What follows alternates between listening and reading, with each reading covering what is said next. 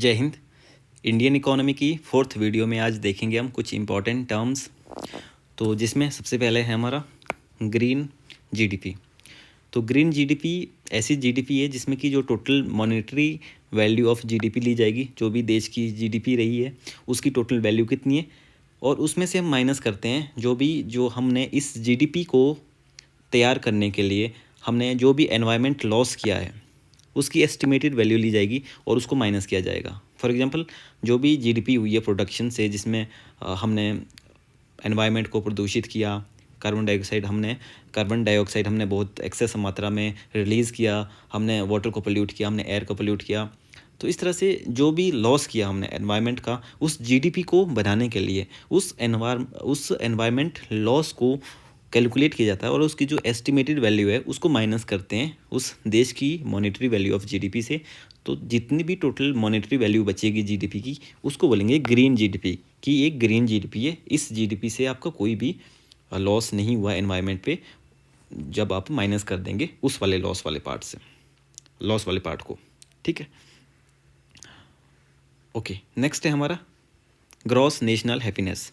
Gross national happiness में ये एक ऐसा कॉन्सेप्ट है जिसमें जो भूटान के किंग है उन्होंने इस कॉन्सेप्ट को दिया है। उनका ये मानना है कि जो हैप्पीनेस के लिए आपके 4 पिलर्स होने चाहिए। इन 4 पिलर्स को मेज़र करके आप नेशनल हैप्पीनेस कैलकुलेट कर सकते हैं, जिसमें सस्टेनेबल डेवलपमेंट रहेगा फर्स्ट। तो अगर डेवलपमेंट आप सस्टेनेबल तरीके से करते हैं, यानी कि जो भी रिसोर्सेज वगैरह आप यूज़ कर रहे हो आज की डेट में डेवलपमेंट के लिए, वो इस तरह से यूज़ करें कि जो फ्यूचर जनरेशन है उनके लिए भी वो रिसोर्सेज एज इट इज़ बचे। तो सस्टेनेबल डेवलपमेंट होनी चाहिए, ठीक है, ना कि आज ही हम रिसोर्सेज को ख़त्म कर दे अपने हितों के लिए और फ्यूचर के लिए कुछ ना बचे, तो वो सस्टेनेबल डेवलपमेंट नहीं होगी।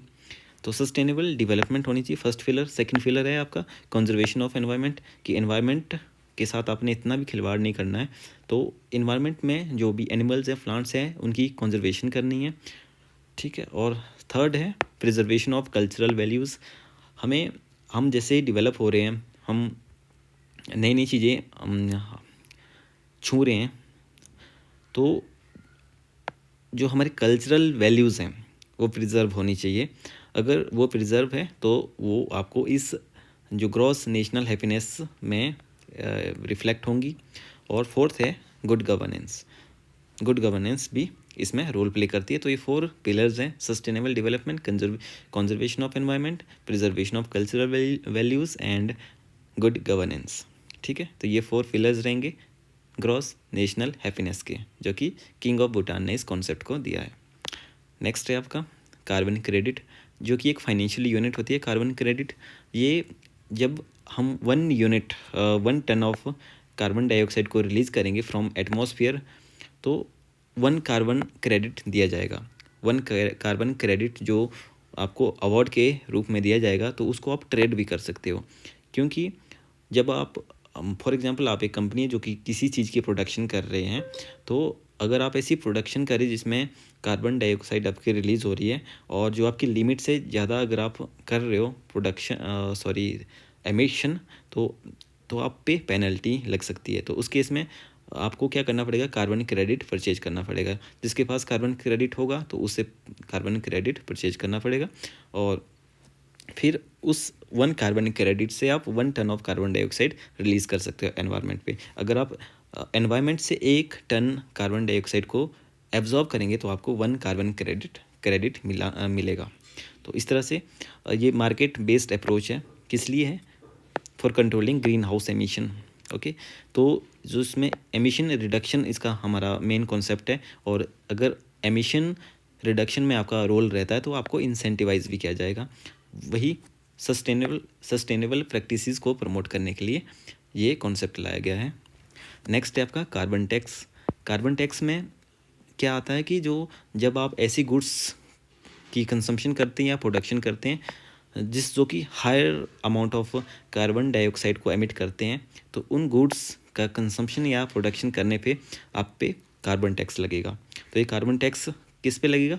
इन those goods which emit higher level of carbon dioxide, जैसे कि फॉसिल फ्यूल्स हो गए, पेट्रोल, डीजल, कोल, जब ये बर्न होते हैं तो excess amount of carbon dioxide ये रिलीज़ करते हैं। तो ऐसे प्रोडक्ट को यूज़ करने पे, ऐसे प्रोडक्ट की प्रोडक्शन करने पे जो टैक्स लगता है दैट इज़ कार्बन टैक्स। क्या स्टेटस है इंडिया का इसके ऊपर?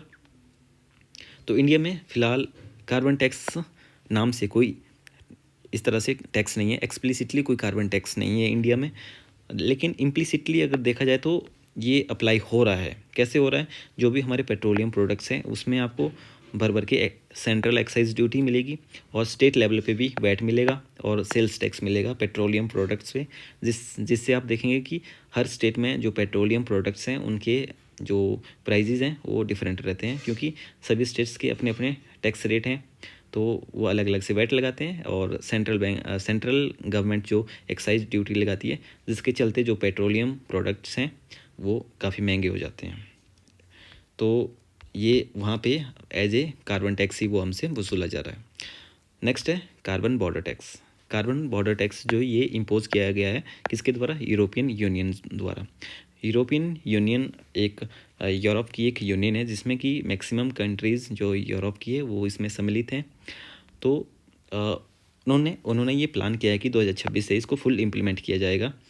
उनका कहना है कि जो भी कार्बन इंटेंसिव गुड्स हैं, जब उनकी कंट्रीज़ में इन कार्बन इंटेंसिव गुड्स का इंपोर्ट होगा तो वो उस इंपोर्ट पे हायर इंपोर्ट टैक्स लगाएंगे। तो कार्बन इंटेंसिव गुड्स कौन सी हुई? जैसे सीमेंट हो गया, फर्टिलाइज़र, आयरन, स्टील, ऐसे प्रोडक्ट्स जिनको प्रोड्यूस करने में, उनको जिनकी प्रोडक्शन करने में हाई अमाउंट में कार्बन डाइऑक्साइड रिलीज़ होता है एनवायरनमेंट में, तो ऐसे प्रोडक्ट्स को, ऐसे गुड्स को हम क्या बोलेंगे? Carbon intensive goods.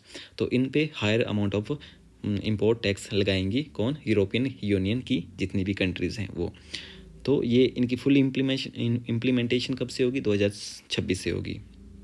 लेकिन जो बेसिक कंट्रीज़ हैं, बेसिक कंट्रीज़ में 4 कंट्रीज़ आती है आपकी, जो एक एनवायरमेंटल ग्रुप है।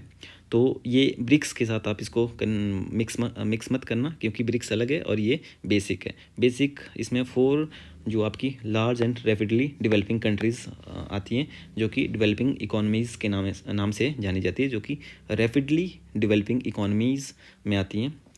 तो ब्लॉक ऑफ 4 कंट्रीज़ है, जिसमें आपका ब्राज़ील आता है, साउथ अफ्रीका आता है, इंडिया आता है, चाइना आता है, जो कि अपने आप को बोलते हैं कि हम डेवलपिंग स्टेज पे हैं। तो इनका कहना है कि जब जो फर्स्टली जो इंडस्ट्रियलाइजेशन हुआ वो यूरोप में ही हुआ, तो इन्होंने एनवायरनमेंट से बहुत सारे फॉरेस्ट को काटा, एनवायरनमेंट में बहुत ज़्यादा लॉस पहुंचाया। ठीक है, इस पृथ्वी की ऐसी की तैसी कर दी इन्होंने। यूरोपियन हैं, सॉरी, जो यूरोपियन कंट्रीज़ हैं इन्होंने, तो जिसके चलते आज ये डेवलप हो गए हैं, आज ये डेवलप हो गए और हम अभी डेवलपिंग स्टेज पे हैं। तो ये हमारे लिए रूल्स निकाल रहे हैं, खुद तो इन्होंने फ़ायदा उठा लिया, तो इसलिए जो बेसिक कंट्रीज़ है वो इसके अगेंस्ट है। तो नेक्स्ट है कॉन्सेप्ट नेट ज़ीरो कार्बन। तो नेट ज़ीरो कार्बन कॉन्सेप्ट ये है कि जो टोटल एमिशन है कार्बन डाइऑक्साइड का, अगर उतना ही एब्जॉर्प्शन हो जाता है एनवायरनमेंट में, तो टोटल जो कार्बन डाइऑक्साइड बचेगी वो ज़ीरो हो जाएगी। लेकिन ऐसा होता तो नहीं है, तो ये टारगेट रखा गया है कि जितनी हम एमिट करेंगे उतनी हम एब्जॉर्ब भी कर लेंगे, तो हमारा जो कार्बन एमिशन है वो ज़ीरो हो जाएगा। तो इसको बोला गया net carbon emission, sorry net zero carbon. तो नेट ज़ीरो कार्बन का जो टारगेट है वो डिफरेंट रहेगा यहाँ पे। वर्ल्ड वाइड ये 2050 है, जबकि इंडिया का है 2070। रीज़न वही है कि हम अभी डेवलपिंग स्टेज पे हैं, टाइम लगेगा। और इंडियन रेलवे का क्या है? 2030। ठीक है, तो इस तरह से डिफरेंट टारगेट्स हैं यहाँ पे नेट ज़ीरो कार्बन को अचीव करने के। नेक्स्ट है ग्रीन वॉशिंग। ग्रीन वॉशिंग एक फॉल्स क्लेम होता है, जब कंपनीज़ इस तरह से क्लेम करती हैं कि हमारे जो प्रोडक्ट्स हैं वो क्या है? सेफ़ है, साउंड है, तो और लेकिन वो होते नहीं हैं। वो बोलते हैं कि एनवायरमेंटली ये सेफ़ है, साउंड है, एनवायरनमेंट में इसका कोई भी दुष्प्रभाव देखने को नहीं मिलेगा। इस तरह से जब क्लेम करते हैं कोई कंपनी, लेकिन वास्तव में अगर ऐसा ना हो तो वो फॉल्स क्लेम हुआ। तो इस तरह के जो फॉल्स क्लेम किए जाते हैं एनवायरनमेंट के ऊपर, तो उसको बोलते हैं ग्रीन वॉशिंग। ठीक है, नेक्स्ट है circular economy. Circular economy it is based on repair, recycling, refurbishment and sharing. इसका मेन मुद्दा रहता है कि हमें जो हमारे रिसोर्सेज हैं उनको सेव करना है। तो हमारे रिसोर्सेज कैसे कैसे सेव होंगे? ऐसे सेव होंगे कि जो भी आप प्रोडक्ट यूज़ कर रहे हैं, जब तक वो चल रहा है उसको चलाएं। जब उसमें रिपेयर की ज़रूरत पड़ी तो उसको रिपेयर करके फिर से यूज़ करें, रिसाइकल करें, बार बार उसको यूज़ करें जब तक वो चल रहा है बढ़िया से। और जब वो ख़राब हो जाए तो उसकी रिफर्बिशमेंट करें, उसको ठीक करें, फिर से चलाएं। शेयरिंग करें, शेयरिंग यानी कि आपके घर में 2-3 लोग हैं, तो अगर किसी डिवाइस की ज़रूरत है सब तीनों को, तो हो सके तो शेयरिंग में यूज़ करें, एक डिवाइस यूज़ करें ताकि रिसोर्सेज की सेविंग हो। तो इस तरह की इकोनॉमी को हम बोलते हैं सर्कुलर इकोनॉमी, जो कि हमें बताती है कि रिसोर्सेज को सेव करना है। ठीक है, किस पे बेस्ड है ये? Repair, recycling, refurbishment and sharing पे। दूसरी ओर रहती है लीनियर इकोनॉमी। इसमें क्या होता है? Take make and dispose. हम क्या करेंगे? एनवायरनमेंट से रिसोर्सेज लेंगे, उससे कुछ प्रोडक्ट बनाएंगे और फिर यूज़ करके उसको डिस्पोज कर देंगे। ठीक है, इसमें कोई रिसाइकलिंग नहीं हो रही, कोई रिपेयर नहीं हो रही, कोई रिफर्बिशमेंट नहीं हो रही, कोई शेयरिंग नहीं हो रही। तो ये लीनियर इकोनॉमी है, इसमें रिसोर्सेज को अप्रोप्रिएटली यूज़ नहीं किया जा रहा है, तो ये इसको बोलेंगे लीनियर इकोनॉमी।